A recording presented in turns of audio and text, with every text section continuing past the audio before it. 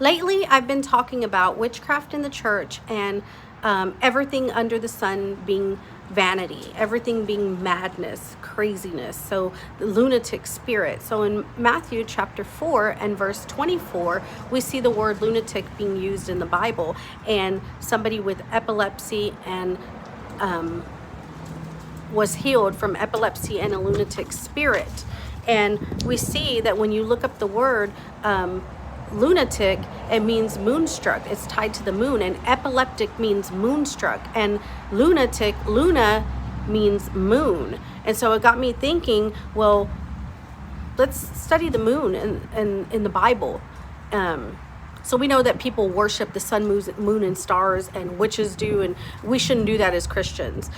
But as I was reading the book of Genesis, I seen that the sun, moon, and stars were created on the fourth day. Well, we know that numbers have meaning, and 4 is ministry, 4 is balance. So I said, wow. And we know that God gave the sun and moon and stars a big mandate. The sun said when it was day, and the moon says when it was time. They tell seasons. He gave them time. He gave them a big rulership, and we know that the Bible tells us we don't wrestle with flesh and blood, but principalities and high things in heavenly places. So I started to think about this spirit. We see it again in the Bible with King Nebuchadnezzar. And so I was speaking on horoscopes the last couple videos, and how that's witchcraft. When you study that comes down all the way from Babylon. People started worshiping the sun and the moon because it was like their time, it was their clock.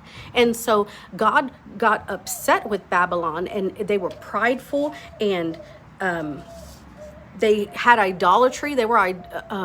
They had the sun, stars, and moon held on a pedestal, and it was idolatry, and they became oppressed. And even King Nebuchadnezzar went mad, lost his mind for 7 years, roamed around insane, eating grass, and he was the king of Babylon. So I want to start talking about stories that I've encountered as a deliverance minister of how one time a young man kept telling me, I would say, where are you at? And he would say, in Babylon.